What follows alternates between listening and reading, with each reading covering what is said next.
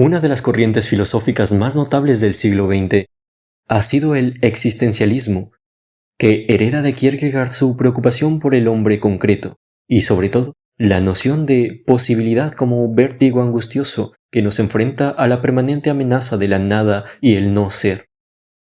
Su representante principal, y sin duda una de las figuras más destacadas del pensamiento contemporáneo, es el alemán Martin Heidegger. Nacido en Meßkirch, en la Alta Suabia, primero quiso ser sacerdote católico, pero cambió esa vocación por la filosofía bajo la influencia de Heinrich Rickert y sobre todo de la fenomenología de Edmund Husserl, de quien fue profesor ayudante. Cuando llegó el régimen nazi, fue nombrado rector de la Universidad de Berlín y pronunció un discurso rectoral de claras simpatías hitlerianas. Aunque después se fue alejando del nazismo, cuyos aspectos biológicos y raciales eran extraños a su pensamiento.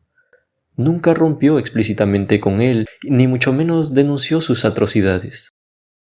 Tras la derrota del Tercer Reich, fue apartado durante años de la docencia, hasta que poco a poco su obra fue de nuevo considerada y alcanzó su máxima influencia desde Europa hasta Japón. El estilo literario de Heidegger es sumamente enrevesado, propenso a la invención de neologismos o etimologías arbitrarias, y en sus peores momentos se convierte en una jerga oscurantista tanto más alabada por quienes menos la entienden. La obra capital de Heidegger es sin duda El ser y el tiempo, una especie de antropología filosófica del hombre moderno que dejó inacabada a pesar de ser uno de sus primeros libros. Su punto de partida es que la filosofía casi desde sus inicios ha olvidado la pregunta por el ser. Un intento de aclaración. Es preciso distinguir los diversos entes del ser. Es decir, lo que hay, objetos vivientes o inanimados, del hecho de que exista y sea.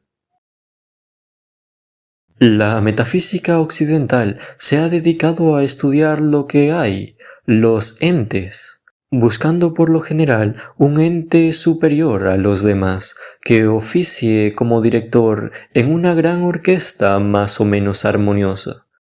Pero la auténtica cuestión de fondo es que el concierto mismo tenga lugar. Y esa cuestión no se resuelve acudiendo a ninguno de los intérpretes ni a cualquier instrumento musical. La filosofía moderna cree que el ser es un objeto, que el yo del sujeto es su fundamento y que el tiempo en que tal objeto se manifiesta es puro presente porque el pasado ya no es y el futuro aún no es. Heidegger discrepa radicalmente de este planteamiento.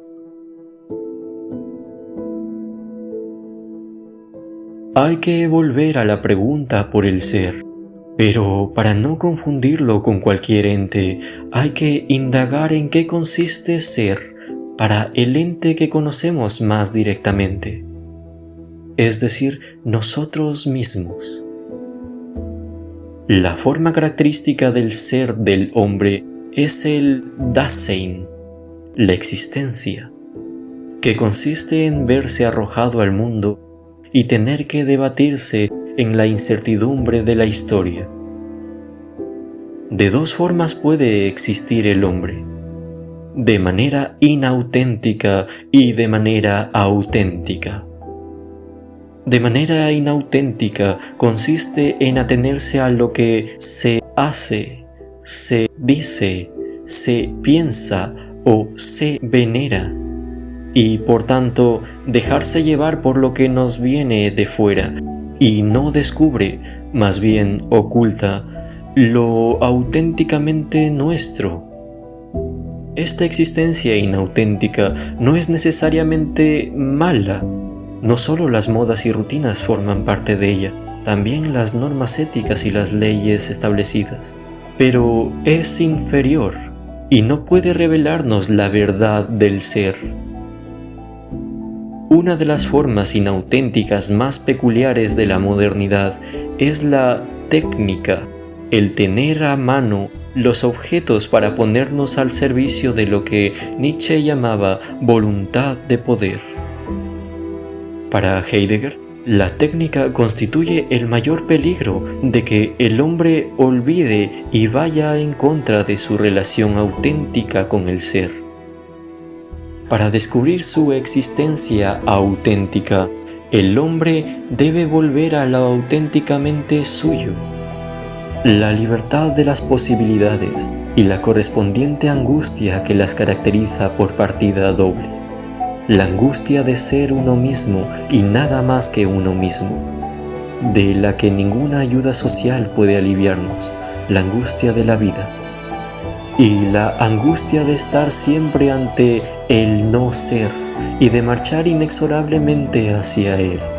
La angustia de la muerte o la existencia como ser para la muerte. Es decir, la angustia de las posibilidades de la libertad y la angustia frente a la definitiva posibilidad de la imposibilidad. La que hará todo lo posible imposible, la muerte. Al saberse y aceptarse en su posibilidad frente a la nada, que aniquilará irremediablemente todas nuestras demás posibilidades. Al no apartar la vista de la nada y asumir la inestabilidad frente a ella, el hombre alcanza una existencia auténtica. Su estructura esencial será el cuidado, la preocupación por las cosas y por los demás, que convierte la existencia en un permanente trascender hacia lo que aún no es, hacia lo que más pronto o más tarde ya no será. El tiempo nos constituye, pero de sus tres etapas tradicionales, pasado, presente y futuro, la que más cuenta para quien vive auténticamente es precisamente el futuro, donde está lo que desmiente y aniquila cuanto consideramos establecido.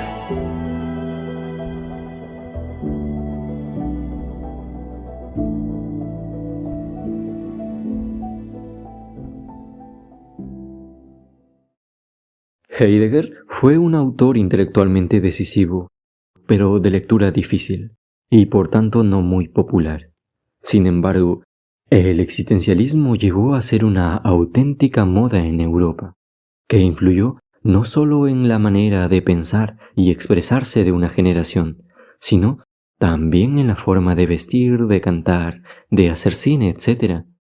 El culpable de esta moda fue Jean-Paul Sartre, que junto a su compañera Simone de Beauvoir y su primero amigo y después adversario Albert Camus, de quienes hablaremos más tarde, así como el poeta y novelista Boris Vian, la cantante Juliette Greco, etc., llevaron a cabo una notable labor de agitación cultural en el París posterior a la Segunda Guerra Mundial. Mucha gente que no había leído nunca filosofía ni se había preocupado antes por las altas cuestiones teóricas llegó a considerarse en esos días sinceramente existencialista. Jean-Paul Sartre nació en París y estudió filosofía en la escuela normal y luego en Berlín, donde se dedicó a la fenomenología y al pensamiento de Heidegger. Fue profesor en varios liceos de provincia y pasó una temporada prisionero de los alemanes durante la Segunda Guerra Mundial. Al terminar la contienda dejó la enseñanza, fundó la enormemente influyente revista Temps Modernes y se entregó por completo a la escritura, no solo de ensayos filosóficos, políticos y literarios, sino también a la novela y al teatro. Incluso le fue otorgado el premio Nobel, aunque lo rechazó. Asimismo, participó activamente en política, siempre desde posturas de izquierda, cada vez más radicales, hasta el punto de que su nombre y su figura se convirtieron en el emblema más visible del compromiso intelectual con la realidad histórica y social que le ha tocado vivir. Sartre trata el tema del compromiso en una de sus piezas teatrales más notables, Las manos sucias. Su obra filosófica de mayor enjundia es El ser y la nada, completada por otra mucho más breve, El existencialismo es un humanismo, que se convierte en una especie de manifiesto filosófico. Según Sartre, hay dos tipos de ser: el ser en sí de las cosas cerradas y opacas, macizas e impenetrables, y el ser para sí de la conciencia, que está hecho de relaciones y de negación y superación de todo lo dado. Podríamos decir que el en sí es lo que es, y el para sí es lo que no es.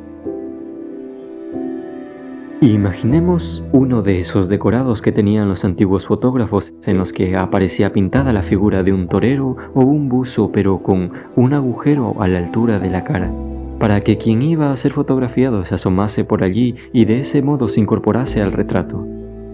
El decorado fijo es el en sí, mientras que la conciencia entra al mundo a través del vacío de la nada, como elemento que cambia y niega la inmovilidad del resto. La transparencia aniquiladora del para sí refuta constantemente la opacidad y la estolidez del en sí, aunque a veces tiene una especie de envidia de ellas, expresada en lo que Sartre llama mala fe, es decir, el intento de la nada del para sí de comportarse como si fuese una cosa, un en sí. El colmo de la mala fe es la ilusión de Dios, un ser imposible que sería a la vez en sí y para sí. La peor tentación del hombre es convertirse en Dios, ya que no existe ese Dios legendario que se dio a la tentación para convertirse en hombre. En las cosas, la esencia, su definición, precede a la existencia. Pero en el caso humano, es la existencia la que precede a la esencia. Es decir, el hombre no es nada más que pura libertad, que ha de elegir constantemente lo que quiere ser y responsabilizarse por ello ante su conciencia. El ser humano puede elegir todo desde su nada, excepto la obligación misma de elegir que se le impone. Estamos condenados a ser libres.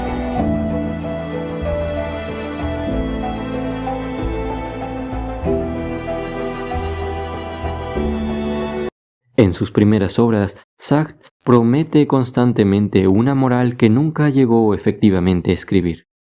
Una moral desde luego ajena al espíritu de seriedad, es decir, a la aceptación de valores o leyes previos a la libertad que los elige y establece a pesar o contra ella. A fin de cuentas, todas las actividades humanas son equivalentes, y todas están condenadas al fracaso, a la nada. El hombre es una pasión inútil.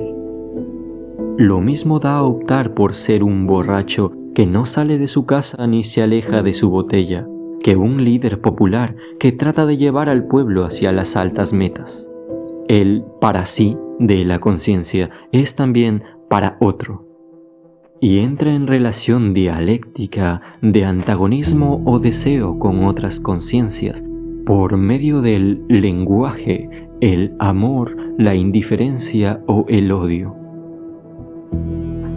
En su obra más tardía, La crítica de la razón dialéctica, Sartre se inclina por una visión más positiva de la acción humana y declara que el marxismo es la filosofía insuperable de la época, al menos hasta que se transforme la actual condición histórica de la explotación de los más por los menos y todos los hombres sean capaces de disfrutar de las posibilidades de una filosofía de la libertad de la que aún nada podemos saber.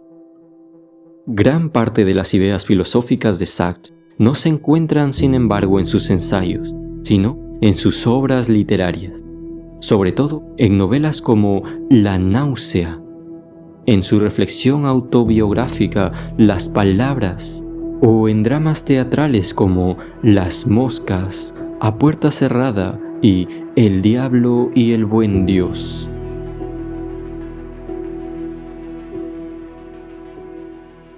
Simone de Beauvoir fue compañera de estudios de Jean-Paul Sartre, así como su pareja amorosa durante toda la vida, con apasionadas intermitencias. Su colaboradora, su confidente y también su necesaria antagonista en ocasiones. Escribió algunos ensayos en la línea existencialista, sobre todo tratando de precisar cierto tipo de moral basada en las opciones que suscitan en las situaciones concretas y previamente incatalogables que se presentan en nuestra existencia.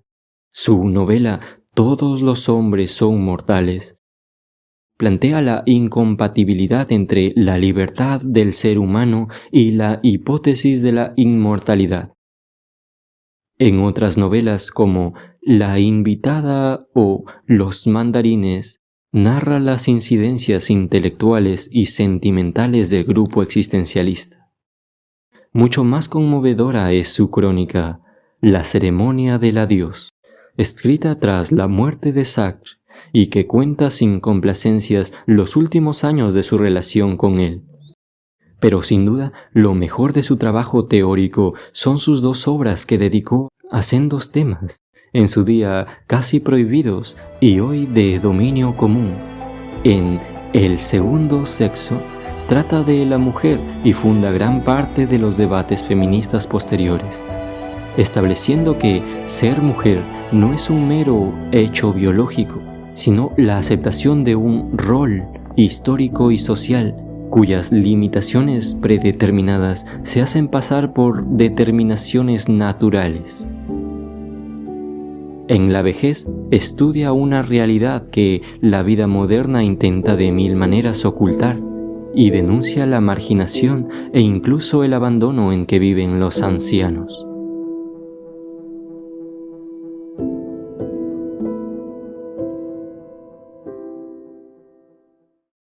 Esa época fue propicia a regímenes políticos totalitarios que desencadenaron matanzas a una escala antes desconocida y esclavizaron a millones de personas, el comunismo y el nazismo. Lo más trágico, desde el punto de vista intelectual al menos, es que las figuras destacadas del pensamiento europeo tomaron partido por una u otra de estas monstruosidades políticas. En tales casos, ser de izquierdas o de derechas se convirtió en una coartada para apoyar a los brutos, a los inquisidores y a los verdugos. Por muchas explicaciones que ellos mismos o sus abogados defensores quisieran dar después, lo único evidente es que se equivocaron de una manera terrible y probablemente hicieron que otros, cegados por su prestigio, le siguieran hacia el abismo.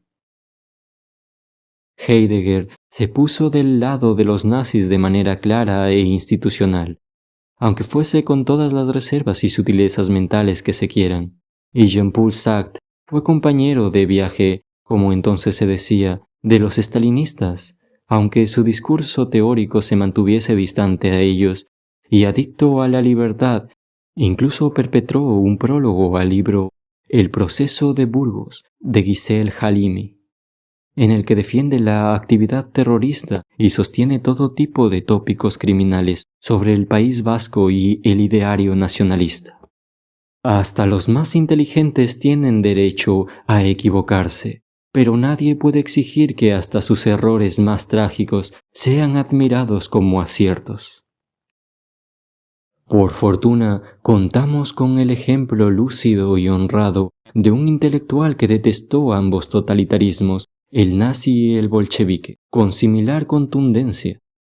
Se trata del francés Albert Camus, nacido en Argelia de una familia muy pobre y en parte de origen español.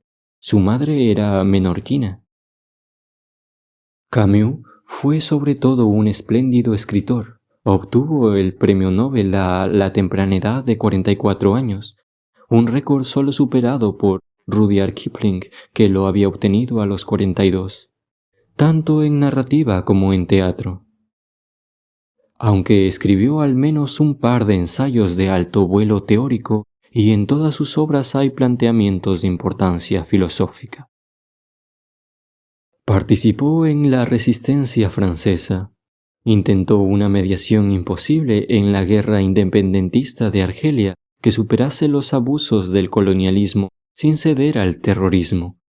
Apoyó a los republicanos españoles frente al franquismo y defendió siempre la primacía política y ética de la democracia como una opción de cordura y modestia, que acepta que la razón pública ha de establecerse contando con la voz de todos.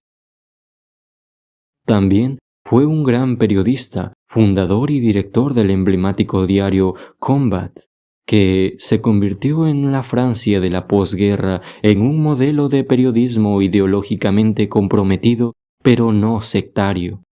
Un ejemplo que hoy continúa siendo válido, aunque poco seguido. Albert Camus. En su primer ensayo, El mito de Sísifo, adopta una perspectiva cercana al existencialismo, aunque menos teórica que la de Sartre o la de Heidegger. Constata el brutal contraste entre la humana apetencia vital de sentido y armonía que choca con el silencio del mundo opaco y la omnipotencia final de la muerte. El resultado de esa colisión es el absurdo de la vida humana, que nada puede ocultar ni remediar. Ante la vida absurda cabe la aniquilación del suicidio, la entrega a la fe religiosa o el refugio en la racionalidad que estudia los detalles y renuncia a comprender el conjunto. Camus rechaza todas estas escapatorias. Para él, lo pertinente es aceptar la vida sin sentido y tratar de dárselo personalmente por medio de la aventura individual o la solidaridad con los otros. Según el mito griego, Sísifo es condenado en el Averno a tener que empujar cuesta arriba hasta lo alto del monte una enorme roca para ver cómo finalmente rueda otra vez hasta abajo y vuelta a empezar. De igual modo, los hombres nos empeñamos en tareas que finalmente acaban en la esterilidad de la muerte, pero que, mientras duran, nos hacen sentir la comunidad y fraternidad del destino que compartimos con los semejantes. A fin de cuentas, pese a su condena por los dioses crueles o envidiosos, podemos suponer que Sísifo es feliz.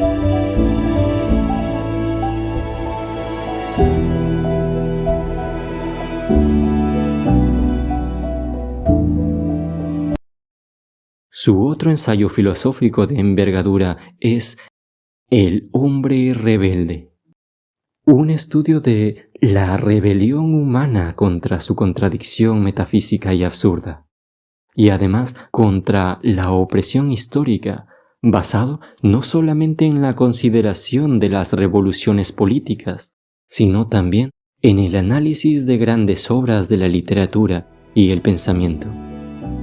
Camus advierte que muchas veces la rebelión que a toda costa pretende realizar un nuevo ideal obligatorio para todos no logra más que instaurar una nueva esclavitud.